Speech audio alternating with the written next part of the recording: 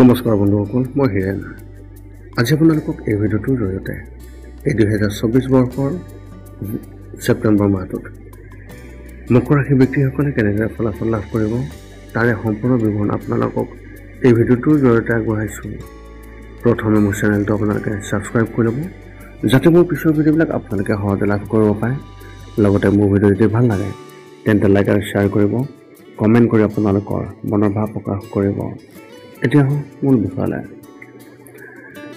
মকৰ ৰাশি ব্যক্তিসকলে এই ছেপ্টেম্বৰ মাহটোত লাভ কৰিবলগীয়া ফলাফলৰ বৰ্ণন এনেধৰণৰ। আপোনালোকে আপোনালোকৰ পাৰিবাৰিক জীৱনৰ ক্ষেত্ৰত এনেধৰণৰ ফলাফল লাভ কৰিব।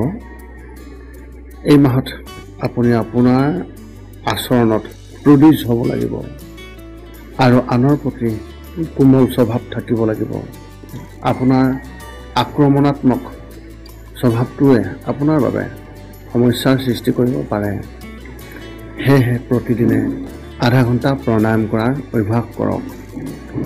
আপোনাৰ পৰিয়ালত মতানৈক্যৰ সম্ভাৱনা অত্যন্ত প্ৰবল দেখা গৈছে, তথাপিও সেয়া আপোনাৰ সংগীয়ে সমাধান কৰিব পাৰিব।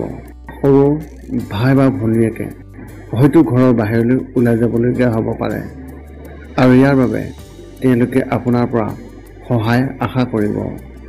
এনে পৰিস্থিতিত তেওঁলোকৰ কথা বুজিব আৰু যিমান পাৰে সহায় কৰিব। ব্যৱসায় আৰু চাকৰিৰ ক্ষেত্ৰত এনেধৰণৰ।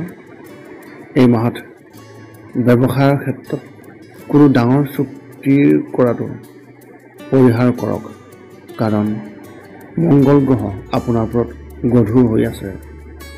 ভূমি সম্পৰ্কীয় বিনিয়োগত লাভৰ লক্ষণ দেখা গৈছে।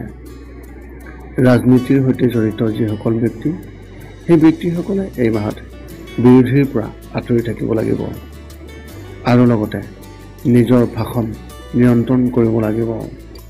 চাকৰি ক্ষেত্ৰত কাৰোবাৰ লগত পুৰণি বিবাদ হ'লেও এই মাহতে ইয়াৰ সমাধান হ'ব, কিন্তু মাহটো অস্থিৰ হৈ থকাৰ সম্ভাৱনা আছে। আপুনি কাৰ্যালয়ৰ কামত ইমান আগ্ৰহ নল'ব আৰু আন ক্ষেত্ৰৰ প্ৰতি মনোযোগ কেন্দ্ৰীভূত কৰিব। এই সময়ছোৱাত আপুনি আপোনাৰ ঊৰ্ধ্বতৰ বিষয়াৰ সৈতেও কিছুমান কামৰ সন্দৰ্ভত আলোচনা কৰিব পাৰে। শিক্ষা আৰু কেৰিয়াৰ ক্ষেত্ৰত এনেধৰণৰ। যদি আপুনি বৰ্তমান স্কুলত পঢ়ি আছে তেন্তে এই মাহত বন্ধুৰ লগত কাজিয়া হোৱাৰ সম্ভাৱনা আছে, যাৰ ফলত আপোনাৰ পঢ়া শুনাটো বিশেষভাৱে প্ৰভাৱ পৰিব পাৰে। এনে পৰিস্থিতিত কোনো ধৰণৰ বিতৰ্কত সোমাই পৰাৰ পৰা আপুনি বিৰত থাকক। স্নাতকোত্তৰত অধ্যয়ন কৰা ছাত্ৰ ছাত্ৰীসকলে নিজৰ বাবে নতুন যাত্ৰা প্ৰতিষ্ঠা কৰিব আৰু স্নাতক ডিগ্ৰীধাৰী যিসকল ছাত্ৰ ছাত্ৰী, সেই ছাত্ৰ ছাত্ৰীসকলে এই মাহত অধ্যয়নৰ প্ৰতি আগ্ৰহ কম হ'ব। যদি আপুনি ডিজিটেল মাধ্যমত পঢ়ি আছে তেন্তে ক'ৰবাৰ পৰাও কাম কৰাৰ সুযোগ পাব পাৰে। চৰকাৰী পৰীক্ষাৰ বাবে প্ৰস্তুতি চলাই থকা যিসকল ছাত্ৰ ছাত্ৰী, তেওঁলোকৰ বাবে নতুন কাম বিচাৰি পাব আৰু তাতো সফলতা লাভ কৰিব। প্ৰেমৰ ক্ষেত্ৰত এনেধৰণৰ।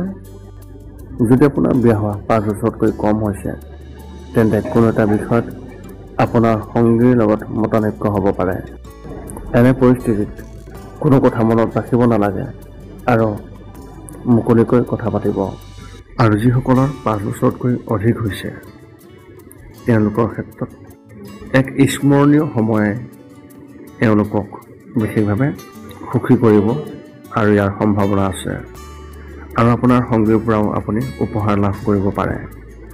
যদি আপুনি বৰ্তমান প্ৰেমৰ ক্ষেত্ৰত আপুনি যদিহে সম্বন্ধত আছে আৰু আপোনাৰ সংগীৰ পৰা আঁতৰত আছে তেন্তে আপুনি এই মাহত তেওঁক লগ পাব পাৰে। যিসকলৰ বিয়া হোৱা নাই আৰু সংগী বিচাৰি আছে তেওঁলোকে এই মাহতে মাতৃৰ ফালৰ পৰা বিবাহৰ প্ৰস্তাৱ পাব পাৰে। স্বাস্থ্যৰ ক্ষেত্ৰত এনেধৰণৰ। এই মাহত আপোনাৰ পেট সম্পৰ্কীয় কিছু সমস্যা হোৱা লক্ষণ দেখা গৈছে, যেনে কোষ্ঠকাঠিন্য, ডায়েবেটিছ, বদহজম, গেছ গঠন ইত্যাদি হোৱাৰ সম্ভাৱনা আছে। সেয়েহে উপযুক্ত সময়ত খাদ্য গ্ৰহণ কৰক আৰু ভজা খাদ্য কমকৈ খাওক। ইয়াৰ উপৰিও কিছুমান দীৰ্ঘদিনীয়া ৰোগ যেনে পাথৰৰ সমস্যা বা কান্ধৰ বিষ আদিও আপোনাক আমনি কৰিব পাৰে। আপুনি মানসিকভাৱে সুস্থ হৈ থাকিব আৰু আপোনাৰ বেছিভাগ সময় আপোনাৰ আপোনজনৰ লগত হাঁহি ধেমালিৰে কটাব। আপোনাৰ বৌদ্ধিক ক্ষমতা গঢ় লৈ উঠিব আৰু মাহটো আৰামত পাৰ হৈ যাব। আপোনাৰ এই মাহত শুভ সংখ্যা হিচাপে 1 আৰু শুভ ৰং হিচাপে আপুনি এই মাহত বাদামী ৰং ব্যৱহাৰ কৰিব পাৰে। এই আছিল মকৰ ৰাশি ব্যক্তিসকলে এই ছেপ্টেম্বৰ মাহত লাভ কৰিবলগীয়া ফলাফলৰ সম্পূৰ্ণ বিৱৰণ। পুনৰ লগ পাম অন্য এটা ভিডিঅ'ত। আজিলৈ ধন্যবাদ।